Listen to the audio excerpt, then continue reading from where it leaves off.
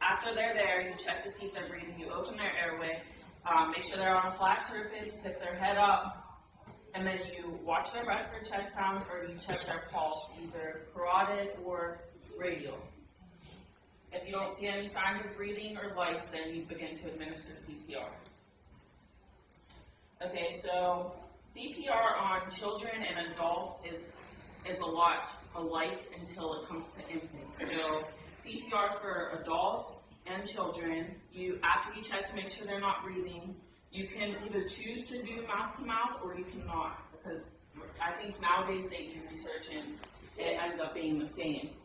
So when you administer mouth to mouth on an adult or a child, you plug their nose, tip their chin back, do 2 breaths, and make sure you can see their chest rising. So after you see that their chest is rising, then you begin to administer, you begin to do compression. Hand over hand with your whole body weight, make sure you're on a firm surface, right in the center of the chest, and you begin to do, I think it's 100 beats per minute.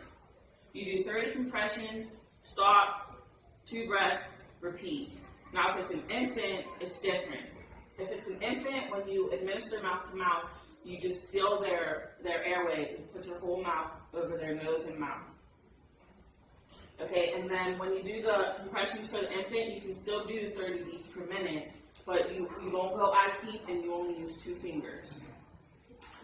Okay. So after you begin administering CPR, you can continue CPR either until the environment becomes unsafe, or they begin to show signs of life and breathing, or until first responders get there. Okay, so we're going to go over these again. Does anyone remember what I said the first step was? Are you okay? Check your mind until you say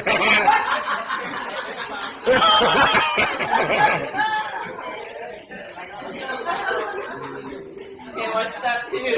Ask them they okay. Assess victim, same thing. Okay, step 3. Good job, Chica. And 4. You send someone for help, don't you? You continue CPR without stopping. Okay. Stopping, because they're going to get a panic.